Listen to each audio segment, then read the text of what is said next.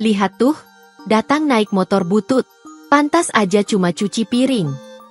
Suara tawa bergema di ruang keluarga mewah itu. Mila menunduk, hatinya remuk. Ridwan diam, menggenggam karung berisi sampah sambil menahan perih. Tak ada yang tahu lelaki yang mereka hina hari itu adalah sosok paling ditakuti di dunia bisnis esok pagi. Sebelum cerita dimulai, kami sarankan untuk berkomentar dari daerah mana kalian menonton cerita ini, melakukan like dan subscribe, agar channel Dila Story bisa berkembang dan bisa mempersembahkan cerita yang terbaik. Mari kita mulai ceritanya. Udara sore terasa tenang saat Ridwan menyalakan motor Supra tua yang sudah menemaninya sejak zaman kuliah. Mila, istrinya, duduk di belakang sambil memeluk tas kecil berisi 2 kotak makanan ringan yang akan mereka bawa sebagai buah tangan. Jalanan menuju kawasan perumahan elit tempat Tante Mirna tinggal terasa jauh dan penuh tekanan batin. Sudah 5 tahun berlalu sejak Mila terakhir bertemu keluarga besarnya. Sejak pernikahannya dengan Ridwan yang dianggap keluarga sederhana, Mila memang jarang diundang ke acara keluarga. Namun kali ini, entah kenapa, Tante Mirna mengirim undangan khusus. Bukan undangan ulang tahun, bukan juga undangan pernikahan. Hanya disebut sebagai acara kumpul keluarga besar. Satu hal yang pasti, semua keluarga dari pihak ibunya akan hadir. Aku agak deg-degan, Wan, ujar Mila pelan di balik helmnya. Ridwan menoleh sejenak. Tenang, sayang. Kita kesana bukan buat pamer. Kita datang buat silaturahmi. Niat baik, hasilnya pasti baik. Namun di sudut hati Mila, ia tahu itu hanya penghiburan. Keluarganya bukan tipe yang menyambut dengan hangat. Terlebih setelah mereka tahu Mila memilih menikah dengan pria yang tidak punya mobil, bukan anak pengusaha, dan tidak pernah muncul di media sosial dengan gaya mewah. Saat motor mereka memasuki kompleks elit dengan jalanan lebar dan rumah-rumah bertingkat, Mila mulai merasa risih. Mobil-mobil mewah tampak terparkir di halaman rumah-rumah tetangga. Dan saat mereka berhenti di depan rumah besar bercat krem milik Tante Mirna, 4 mobil berjejer di garasi. Ada Alphard putih, Fortuner hitam, BMW Coupe, dan 1 mobil listrik baru yang belum pernah ia lihat sebelumnya. Beberapa sepupu Mila tampak nongkrong di teras sambil bercanda. Begitu melihat Ridwan dan Mila turun dari motor Supra, salah satu dari mereka langsung berseru lantang. Tuh beneran dateng naik Supra? Gue kira itu tukang ojek. Gelak tawa pecah. Ridwan masih mencoba tersenyum, walau jelas hatinya teriris. Sementara Mila menunduk, mencoba menyembunyikan wajahnya dari pandangan sinis mereka. Seorang sepupu lain menambahkan dengan suara keras agar terdengar seisi rumah. Gila, ya. Lain orang dateng bawa mobil. Ini malah nyari tempat parkir motor. Kayak kurir makanan. Mereka terus tertawa. Tante Mirna muncul dari balik pintu dengan gaun brokat mahal dan make-up tebal. Ia menyambut Mila dengan pelukan cepat. Lalu matanya melirik Ridwan dan motornya. Oh, Mil, aku kira kalian bakal naik mobil temen. Atau minimal taksi online. Ya sudahlah. Masuk dulu. Taruh aja motornya di pojok belakang. Jangan ganggu pemandangan depan rumah. Ridwan hanya mengangguk. Mila menahan napas. Ini baru permulaan. Begitu masuk ke dalam rumah, suasana tidak lebih baik. Semua orang membicarakan bisnis, saham, mobil baru, dan anak-anak mereka yang kuliah di luar negeri. Tidak ada satupun yang bertanya pada Mila, bagaimana kabarmu? Tidak juga pada Ridwan, bagaimana kehidupan kalian sekarang? Yang ada hanya suara pamer. Aku baru ganti mobil. Tahu. Yang hybrid itu, canggih banget. Setirnya bisa otomatis. Anak gue lulus dari Jepang kemarin, langsung kerja di Tokyo. Kita baru beli villa di Bali. Loh, nanti liburan ke sana yuk. Tapi yang bisa bawa mobil sendiri aja ya, biar gak nyusahin. Ridwan duduk diam di kursi belakang. Sementara Mila berusaha ikut dalam obrolan. Namun setiap kali ia ingin menyela, pembicaraan langsung berbelok ke arah lain. Tante Mirna lalu berkata nyaring, Mila, boleh tolong bantuin ke dapur ya? Soalnya yang lain masih ngobrol. Kamu kan paling muda dan, ya, waktu luang pasti banyak ya. Beberapa orang menahan tawa. Mila tersenyum kaku dan beranjak ke dapur. Sementara Ridwan hanya bisa menatap dari jauh. Namun sorot matanya berubah. Bukan karena marah, tapi karena ia tahu, suatu saat, yang tertawa akan bungkam dengan sendirinya. Dan waktu itu tidak lama lagi. Di dapur, Mila berdiri kikuk. 3 tumpukan piring kotor menantinya, sisa dari makan siang mewah keluarga besar. Nasi kebuli, ayam panggang utuh, dan berbagai menu ala hotel bintang 5 terhidang di meja makan tadi siang. Tapi kini, hanya sisa-sisa makanan yang menempel di piring, panci minyak, dan gelas-gelas bekas jus yang menggunung. Tante Mirna muncul dari pintu dapur, melihat Mila yang mulai menggulung lengan bajunya. Bagus. Kamu langsung PK ya. Di keluarga besar, yang ekonominya paling lemah memang sebaiknya bantu-bantu. Ucap Tante Mirna sambil menepuk punggung Mila. Nanti jangan lupa bersihin juga loyang kue dan kompor. Yang lain sih lagi ngobrolin properti. Tambahnya dengan senyum sinis.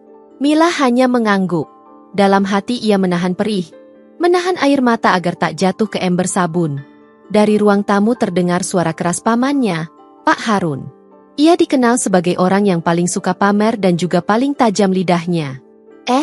Ridwan, teriak Pak Harun. Kamu jangan diam aja. Sini bantu angkut bungkus-bungkus makanan ini ke karung. Lumayan, dijual kiloan, buat tambah-tambah bensin motormu. Beberapa sepupu tertawa terbahak-bahak. Ada yang bahkan menyodorkan karung bekas beras ke tangan Ridwan sambil pura-pura serius. Ridwan tetap diam. Ia bangkit dari kursinya dan mengambil bungkus-bungkus plastik dengan tenang. Tidak berkata apapun. Tidak protes. Tidak marah. Hanya tersenyum. Tapi senyum itu membuat satu sepupu berkata pelan ke temannya. Gila, dia beneran nurut ya? Mirip banget sama pemulung. Beberapa anak muda diam-diam merekam dari ponsel. Mereka mengedit dan menambahkan caption. Menantu idaman, rajin, bersih, dan hemat. Video itu dikirim ke grup WhatsApp keluarga. Beberapa tertawa terpingkal-pingkal. Bahkan Tante Mirna ikut membalas dengan stiker tertawa. Di dapur, Mila masih menggosok piring. Tangannya basah dan kulitnya mulai keriput karena deterjen. Sepupu perempuannya yang berdandan menor masuk dan berkata, Mila, kamu serius ya jadi ibu rumah tangga full?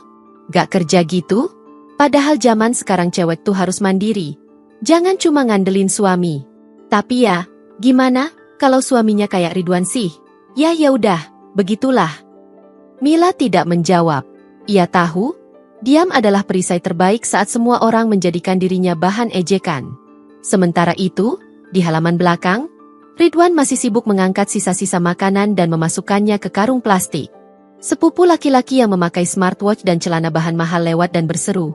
Wan, abis ini mampir ke rumahku ya. Ada kardus bekas banyak. Bisa buat kamu jual juga. Ridwan mengangguk pelan. Boleh. Makasih. Ya.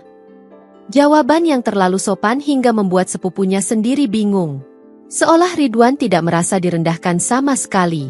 Namun, saat semua itu terjadi, Ridwan mencatat semuanya.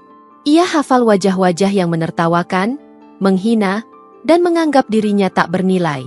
Satu persatu. Hingga akhirnya, waktu salat maghrib tiba. Mila keluar dari dapur, matanya merah, tapi ia tetap mencoba tersenyum. Ridwan menyodorkan tisu dan membisikkan sesuatu. Sabarlah. Aku sudah siapkan sesuatu malam ini. Percayalah. Mila menatap suaminya, tak paham maksudnya. Namun ia mengangguk. Ia tahu, Ridwan tak pernah bicara sembarangan. Dan saat malam tiba, satu demi satu anggota keluarga kembali berkumpul di ruang tengah. Bukan untuk makan malam, tapi untuk menonton pengumuman penting dari televisi nasional. Acara yang katanya akan menentukan masa depan bisnis salah satu paman Mila. Suasana mendadak serius. Semua duduk rapi di sofa. TV dinyalakan. Volume dibesarkan. Mata tertuju ke layar. Mila dan Ridwan duduk di sudut paling belakang.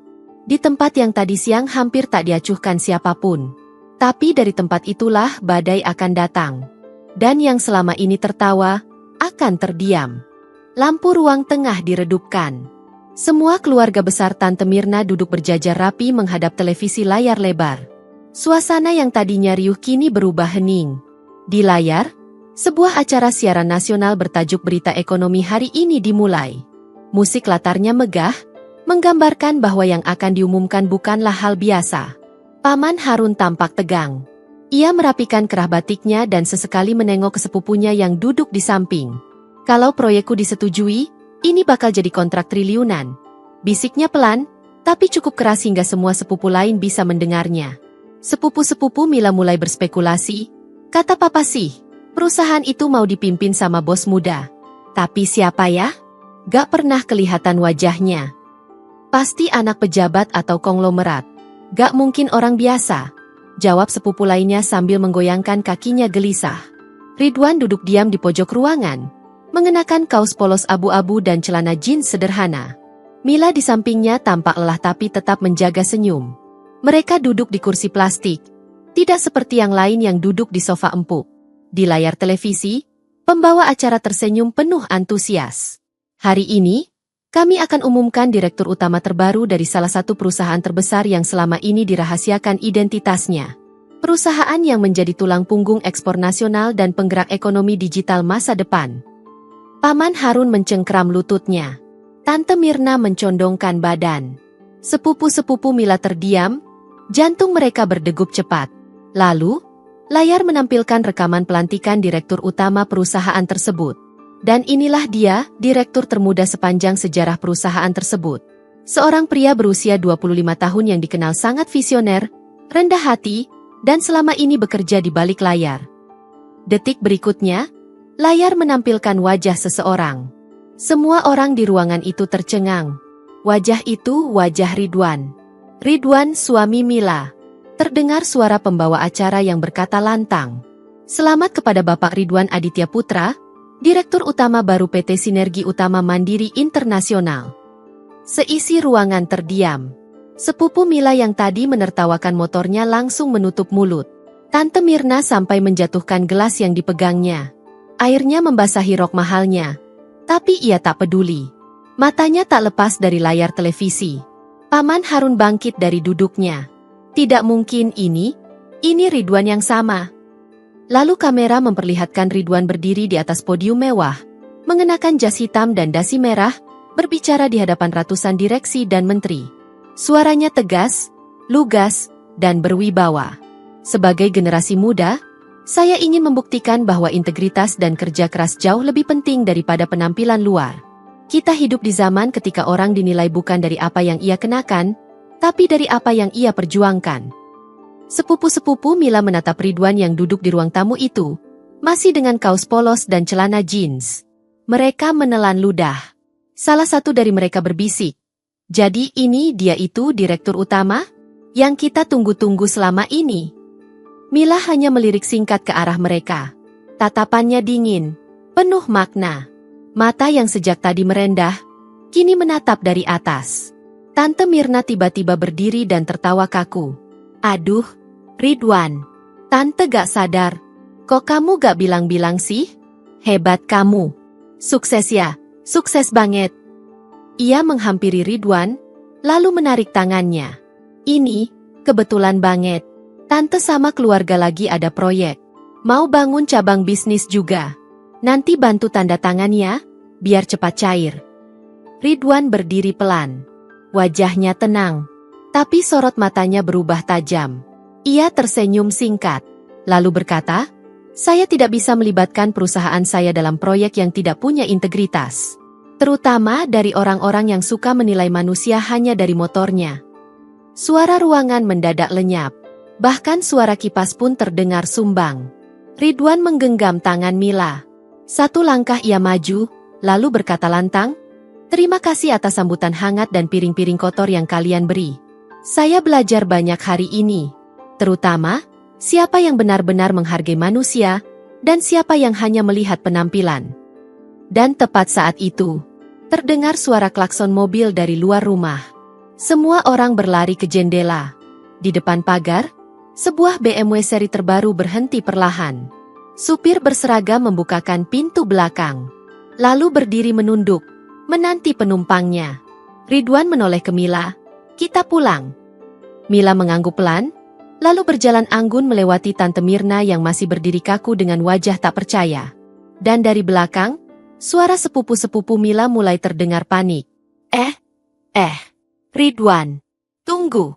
Tolong lihat proposal gue juga dong. Bro, kita kan keluarga. Tapi Ridwan tak menoleh. Mila pun tak berkata apa-apa. Mereka hanya berjalan bersama, menuju mobil yang selama ini tidak mereka butuhkan untuk menunjukkan siapa mereka sebenarnya. Karena hari itu bukan Ridwan yang berubah. Yang berubah adalah cara keluarga itu memandang mereka. Mobil BMW hitam menghilang di ujung jalan kompleks perumahan mewah itu, menyisakan keheningan panjang di dalam rumah Tante Mirna. Para sepupu yang tadi bersenda gurau kini terdiam kaku, seperti baru saja ditampar kenyataan. Satu persatu mulai membuka ponsel, mencari nama lengkap Ridwan di mesin pencarian.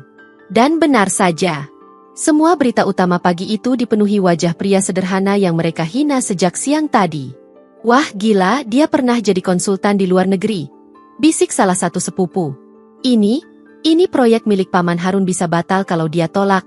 Suara lain terdengar panik. Tante Mirna berjalan mondar-mandir di ruang tamu sambil memijat pelipisnya.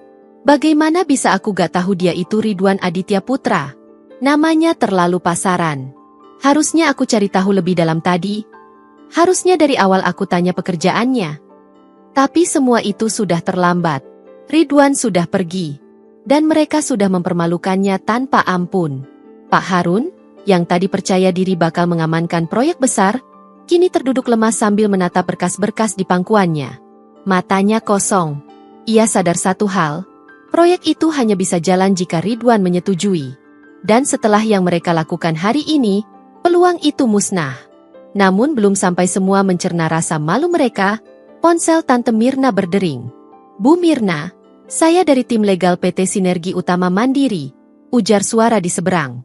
Kami informasikan bahwa proposal bisnis yang diajukan atas nama keluarga besar saudari, dinyatakan tidak lolos tahap verifikasi integritas. Mohon tidak menghubungi kantor pusat kembali. Panggilan terputus. Tante Mirna menjatuhkan ponselnya ke sofa. Sepupu-sepupu Mila saling pandang dengan wajah pucat. Tak ada yang berani bicara. Yang ada hanya penyesalan, terlampau terlambat untuk diperbaiki. Sementara itu, di dalam mobil BMW yang melaju tenang menuju rumah pribadi mereka di pinggiran kota, Mila memegang tangan Ridwan erat. Wan, kamu benar-benar bikin semuanya diam. Aku masih gak percaya kamu bisa bersikap setenang itu setelah semua yang mereka lakukan. Ridwan menoleh dan tersenyum kecil. Mereka gak perlu aku marahi. Diamku tadi sudah cukup keras untuk mereka dengar. Mila terdiam, matanya berkaca-kaca.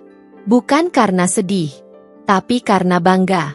Suami yang mereka hina, yang mereka anggap seperti pemulung, ternyata berdiri di tempat yang paling tinggi dan tetap memilih untuk tidak membalas dengan amarah.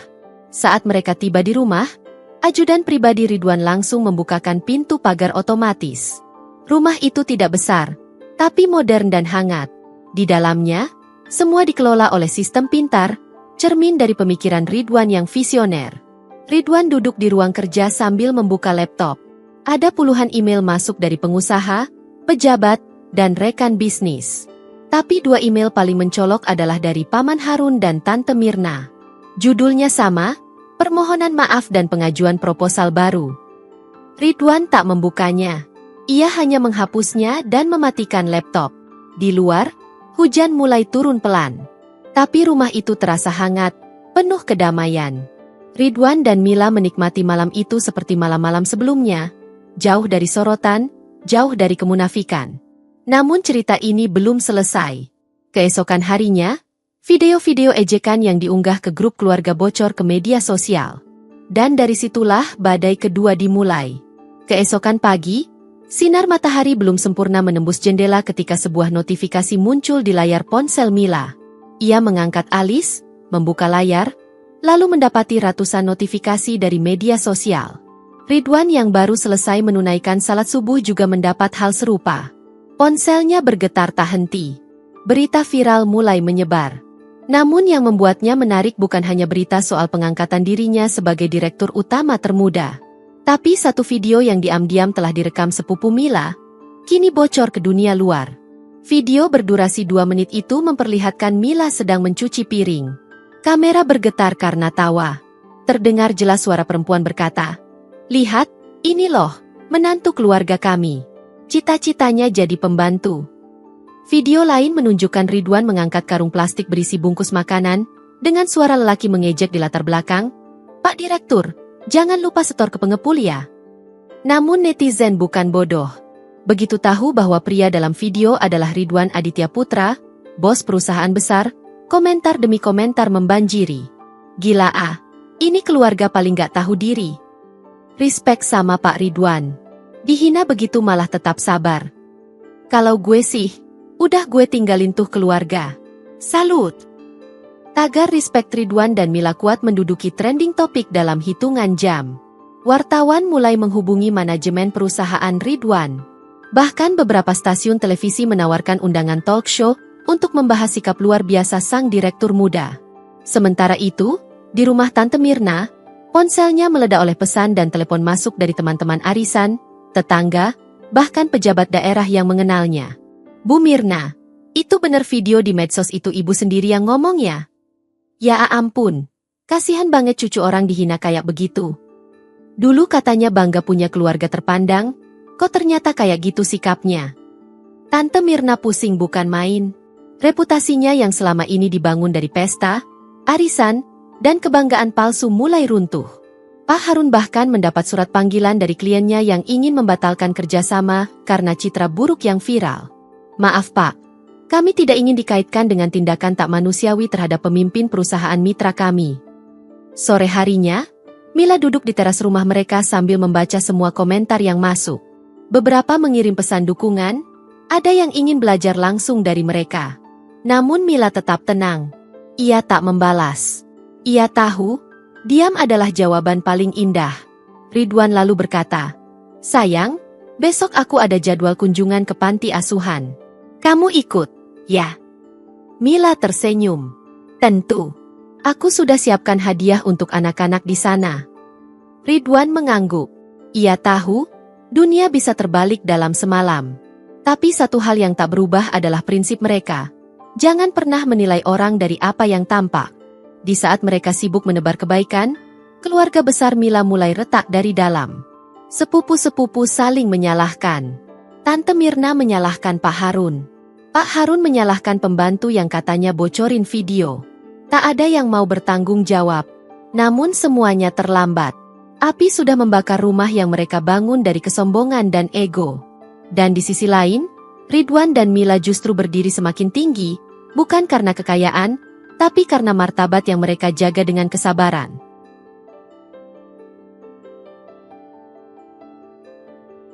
Tiga hari setelah video penghinaan itu viral, rumah Ridwan dan Mila yang biasanya tenang mulai kedatangan tamu tak terduga. Mobil SUV berwarna perak berhenti di depan pagar otomatis mereka. Seorang satpam penjaga keluar. Namun sebelum ia bisa menanyakan apa-apa, dua orang sudah turun dari mobil. Tante Mirna dan Pak Harun. Wajah mereka tampak lusuh. Tidak seperti saat acara keluarga kemarin. Gaun mewah berganti dengan setelan sederhana. Make up tebal berganti dengan wajah penuh kerutan dan kantung mata. Satpam membuka interkom. "Maaf Pak Ridwan, ada tamu atas nama Bu Mirna dan Pak Harun," katanya keluarga. Ridwan sedang duduk di ruang kerjanya. Ia melihat Mila yang sedang menyiram tanaman di halaman belakang. Suara interkom terdengar jelas ke seluruh ruangan. Ia menjawab, "Persilakan masuk," tapi tanpa formalitas. Tidak perlu suguhan. Pagar terbuka pelan. Tante Mirna menunduk sepanjang jalan masuk, seolah tak berani menatap rumah yang dulunya ia pandang rendah. Pak Harun berjalan di belakangnya sambil memeluk map besar. Proposal. Sudah pasti. Sesampainya di dalam, mereka duduk di kursi tamu. Mila menyusul masuk dan duduk di samping Ridwan, mengenakan baju rumah sederhana namun anggun. Tatapannya tenang. Tapi kali ini tidak lagi menunduk seperti dulu. Tante Mirna membuka pembicaraan. Suaranya pelan, seperti menahan malu yang mendalam. "Ridwan, Mila, Tante minta maaf. Tante hilaf. Tante nggak tahu kalian ternyata luar biasa." Ridwan menatap mata Tante Mirna. "Luar biasa? Karena kami punya jabatan?" Tante Mirna tercekat. Bukan itu maksud Tante. Tante salah. Harusnya dari awal gak menilai kalian dari tampilan luar. Tapi, Tante cuma ingin memperbaiki hubungan kita." Pak Harun menyambung dengan suara bergetar. "Ridwan, aku tahu mungkin kami gak pantas minta tolong. Tapi ini menyangkut ratusan pekerja di proyek kami. Kalau kamu bisa bantu tanda tangan persetujuan itu, kami janji akan perbaiki semuanya. Ia mengangkat map proposal, menyodorkannya pelan. Ridwan diam. Suara detik jam dinding terdengar jelas di ruang itu. Mila lalu berbicara, untuk pertama kalinya. Waktu kami butuh dihargai, kami dikirim ke dapur dan ke halaman. Waktu kami dianggap tak berguna, kalian menertawakan. Kami sabar, karena kami tahu siapa kami. Tapi hari ini, kami juga harus adil pada diri sendiri. Ridwan mengangguk pelan. Saya tidak akan menyetujui proyek yang datang dari orang-orang yang tidak bisa menghargai manusia. Karena perusahaan kami dibangun dari kepercayaan dan integritas. Maaf, Pak Harun. Maaf, Tante Mirna. Mereka terdiam. Pak Harun menunduk. Mata merah. Tante Mirna memegang tangan Mila. Tapi Mila perlahan menarik tangannya. Pintu rumah ini terbuka untuk silaturahmi. Tapi bukan untuk urusan bisnis yang tak jujur, ujar Mila tegas. Tante Mirna dan Pak Harun bangkit.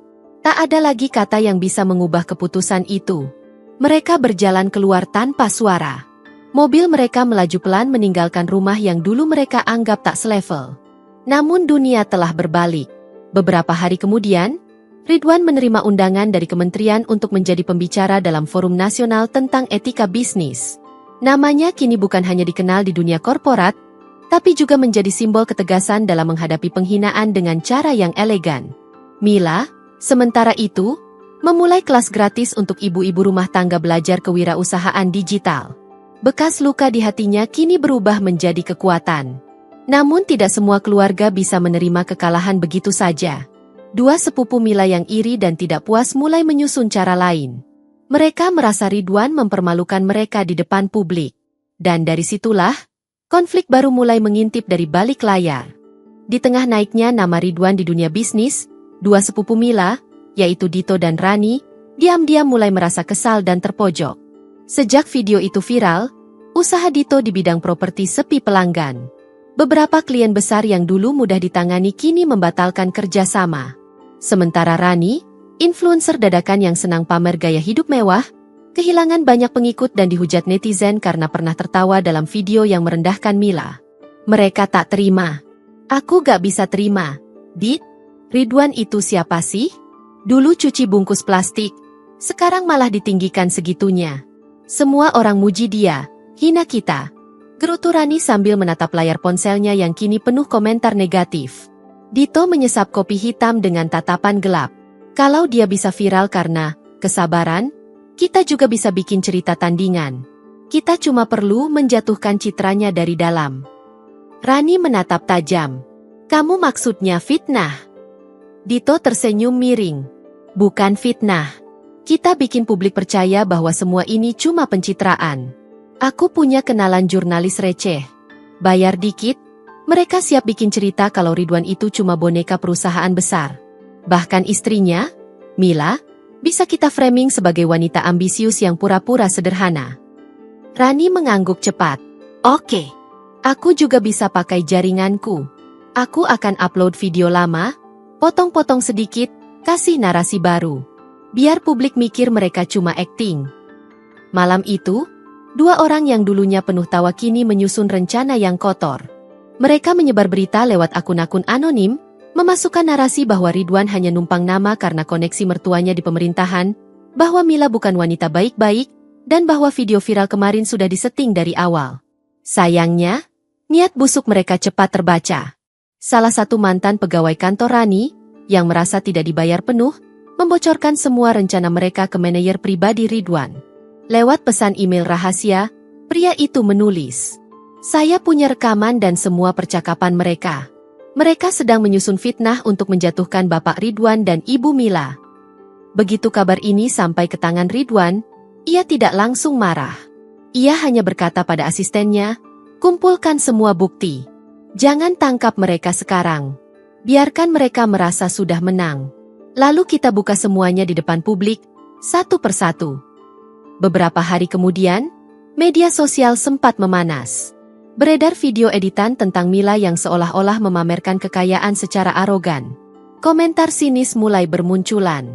beberapa akun gosip mulai mempertanyakan kebenaran kisah Ridwan dan menyebutnya sebagai drama yang dirancang. Mila sempat terguncang. "Wan, mereka benar-benar tega. Mereka balik menyerang kita."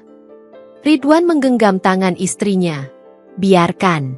Sebentar lagi, mereka akan membongkar aib mereka sendiri."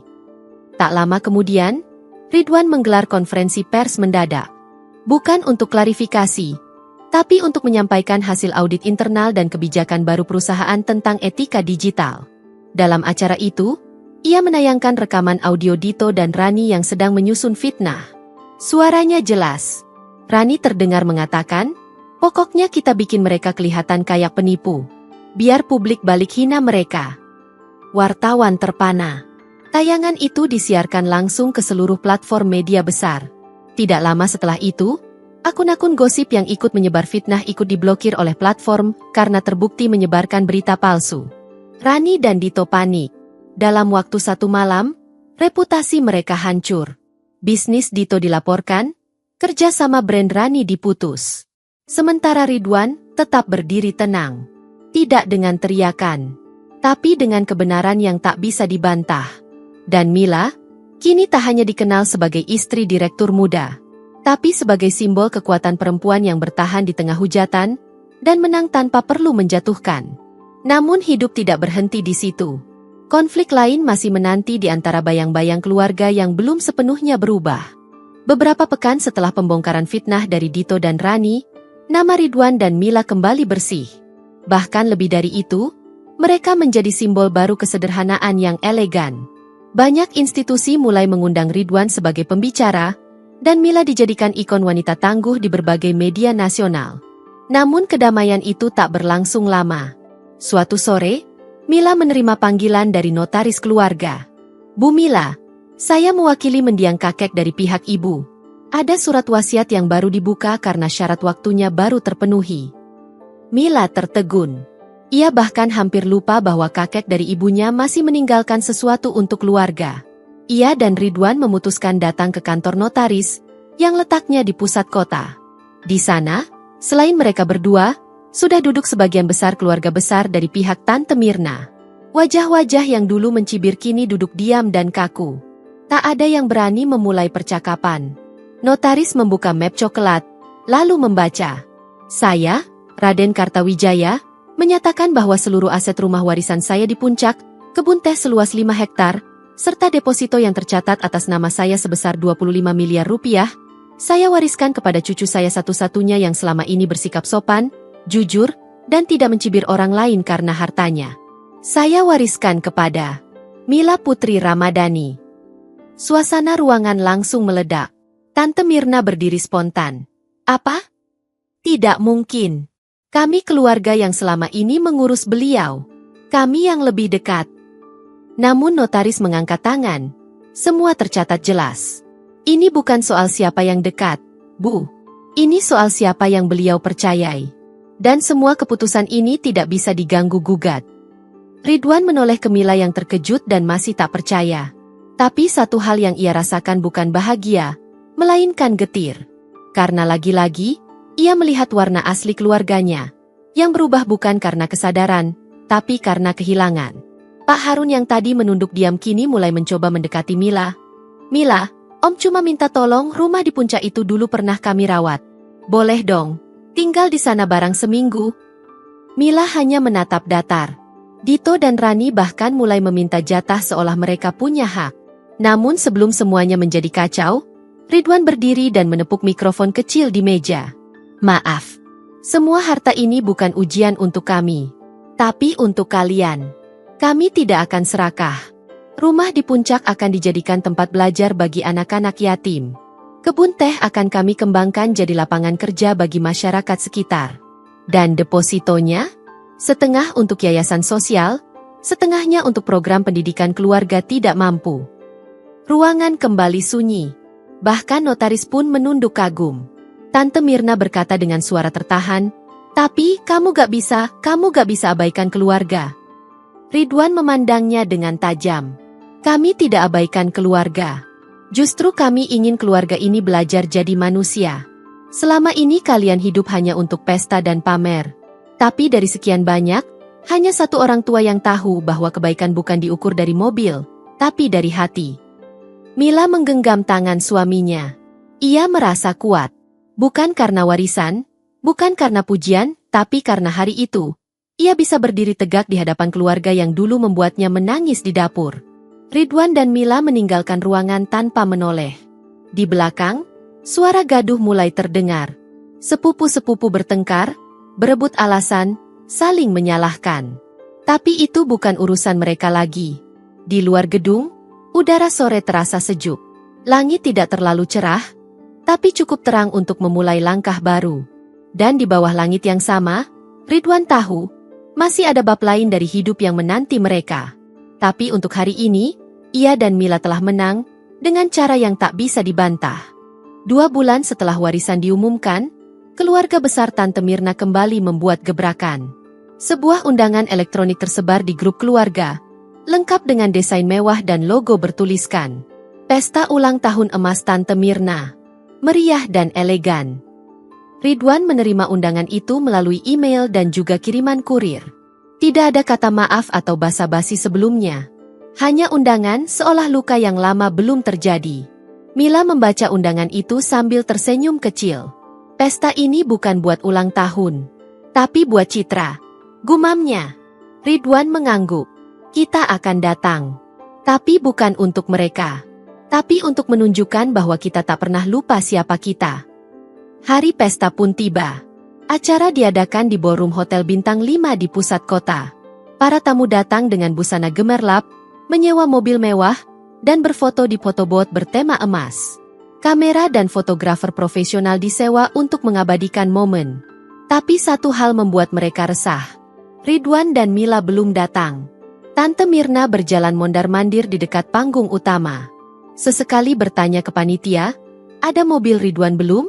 Sudah dapat kabar dari asistennya?" Rani menjawab sambil menggigit bibir. "Gak ada kabar. Tapi pasti dia datang. Dia gak mungkin tolak undangan keluarga di depan publik lagi." Lalu, tepat 1 jam setelah acara dimulai, suara motor terdengar di depan lobi. Semua tamu yang hadir terdiam. Mereka menyangka Ridwan akan datang dengan iring-iringan mobil mewah dan ajudan pribadi seperti yang pernah muncul di berita. Namun justru yang muncul adalah Ridwan dan Mila di atas motor Supra lama mereka. Rambut Ridwan rapi, memakai batik sederhana. Mila memakai kebaya lembut tanpa perhiasan mencolok. Mereka berdua turun dari motor dengan tenang, lalu berjalan ke pintu masuk ballroom tanpa keributan. Suasana di dalam hening seketika. Semua mata tertuju pada mereka. Rani berbisik dengan tajam ke sepupunya. "Itu motor yang sama. Dia sengaja bikin kita malu." Tante Mirna mencoba tersenyum lebar, berjalan cepat menyambut. "Ridwan, Mila akhirnya datang juga. Ayo masuk. Kalian pasti capek. Maaf ya kalau undangannya dadakan." Mila membalas dengan lembut, "Tak apa, Tante. Kami datang karena menghargai undangan, bukan untuk dipamerkan." Ridwan menambahkan dengan datar, "Kami ingin memastikan bahwa pesta ini bukan panggung sandiwara yang menghapus semua yang pernah terjadi." Wajah Tante Mirna menegang. Tapi karena semua tamu menonton, ia menahan amarah dan tetap tersenyum. Acara berlanjut dengan pertunjukan tari, pemotongan kue, dan sambutan dari tamu-tamu terhormat. Namun tidak ada satupun mata yang benar-benar fokus. Semuanya masih gelisah dengan kehadiran Ridwan yang sederhana namun menghantui mereka seperti cermin. Saat sesi makan malam tiba, Ridwan dan Mila memilih duduk di meja paling ujung. Beberapa tamu mulai mendekat satu persatu, berharap bisa bersalaman, mengambil foto, atau sekadar menyapa untuk memperbaiki kesan. Namun Ridwan hanya menjawab seperlunya. Mila tetap ramah, tapi menjaga jarak. Tidak ada pelukan, tidak ada basa-basi. Hanya tatapan tajam yang membungkam semua kemunafikan. Puncak acara adalah pengumuman tamu kehormatan. Tante Mirna dengan bangga mengumumkan, "Dan sekarang untuk memberi sambutan saya persilakan cucu kebanggaan keluarga ini, Ridwan Aditya Putra." Tepuk tangan riuh terdengar. Semua berdiri. Tapi Ridwan tidak bergerak dari kursinya. Ia hanya berdiri di tempat, menatap langsung ke arah Tante Mirna. "Maaf, Saya tidak datang ke sini untuk jadi simbol palsu. Satu kalimat itu membuat seluruh ballroom membeku. Tante Mirna membatu di panggung. Mikrofon di tangannya bergetar. Ridwan menoleh ke Mila dan berkata lembut, "Ayo pulang. Kita sudah cukup menghormati." Mereka berjalan keluar ballroom, meninggalkan ruangan yang dipenuhi sorot mata bingung, malu, dan tertunduk. Dan sekali lagi, motor Supra tua itu jadi kendaraan paling elegan malam itu. Namun masih ada satu kejutan yang belum mereka ketahui. Sebuah pesan tak terduga menunggu Ridwan di rumah. Dan pesan itu akan membuka jalan pada babak terakhir. Malam itu langit Jakarta ditutupi awan kelabu. Suara motor Supra mengantar Ridwan dan Mila kembali ke rumah, membelah jalanan kota yang lengang. Setelah malam penuh sandiwara di pesta keluarga, keduanya tak banyak bicara.